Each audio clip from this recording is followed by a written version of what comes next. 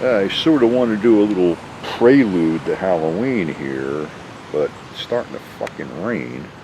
But I can give you the sweep, so to speak, here as we go from, I don't know, right to left. You know, the immortal Dr. Hunter S. Thompson has joined us here with a shitty t-shirt on, as well as the severed head on my security lights. And then you got Jack hiding in the bushes over here. And let's see what else we got here for the whole muddy ass thing. We got this guy here. Pretty much sums up, don't come near the place. Found him at a yard sale. And then we have Jack here. I don't know, he was for sale across the street at a closeout store.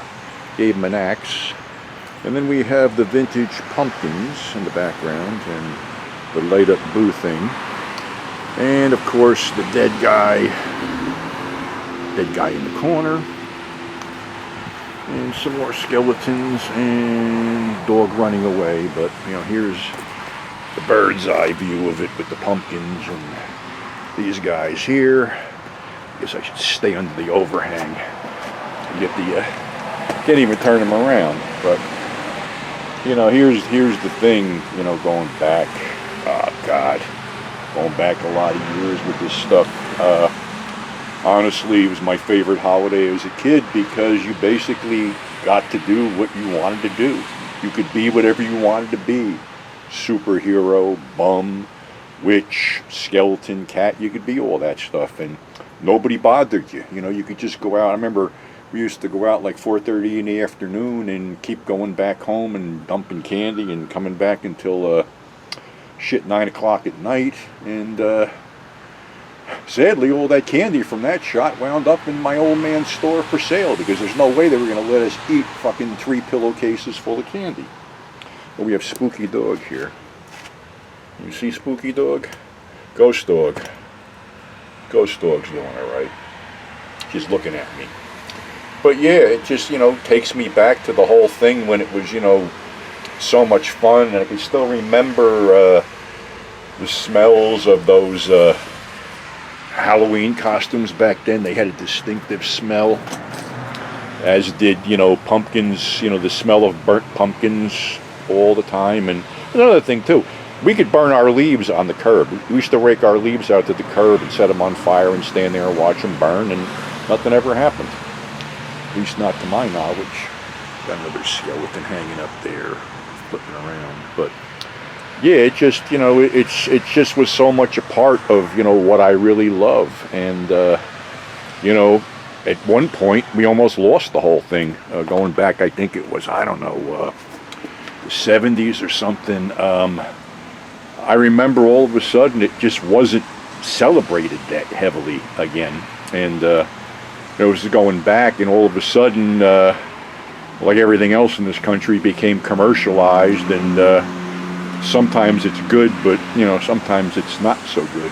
And then, of course, what brought us to the dance back then? You know, the films. You know, late night, you know, little horror showcases. You know, hosted by people like Vampira and Zachary and Goulardi out here, I guess.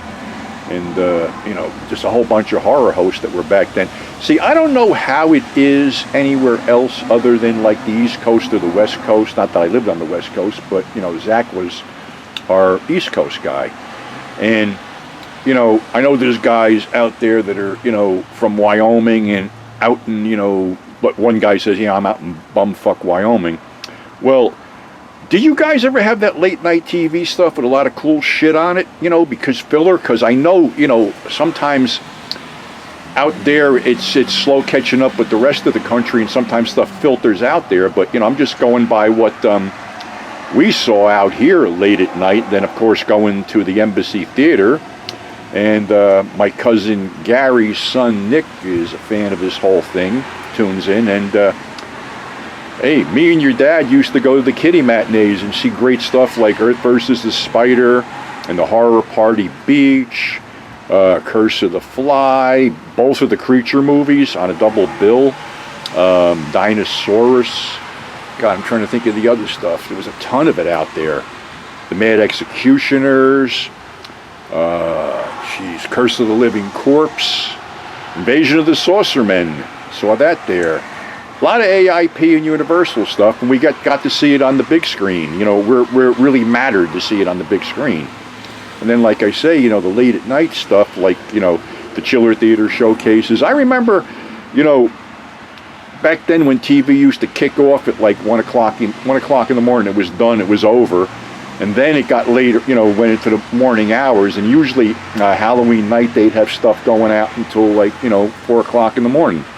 Remember stuff like the Blancheville Monster and Attack of the Giant Leeches and Kaltiki, just really strange shit. So, you know, the whole thing just sort of intertwines with what I'm going to do this month, which, you know, showcasing some black and white stuff, some shit we're probably pretty familiar with, but other stuff maybe not, because Kyle from the Sanctuary had emailed me about talking about, like, you know, Lugosi, Karloff, and Chaney. You know, they're, you know, the unholy three, but the three kings, you know, nevertheless, and all the stuff they did. So that's a concept I'm working on. Plus, I'm trying to, you know, find some stuff that shit people ain't seen in years, or it slipped through the cracks, or maybe I talked about it, maybe I didn't. But like I said, black and white's what brought us to the dance. Frankenstein, Dracula, the Wolfman, you know, three iconic monsters that still are.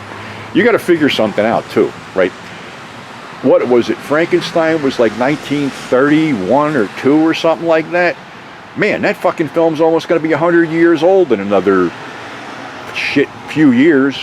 I don't know if I'll be here or not, but damn film will be like 100 years old. Probably the same with Dracula.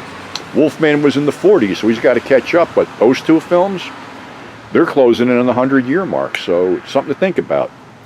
So that's our little prelude to the Halloween show. So thanks for subscribing. Thanks for tuning in. I'm trying to think of stuff off topic to try to keep me going here. So I'll figure something out. But until we kick off the show, stay safe, and we'll see you on October 1st.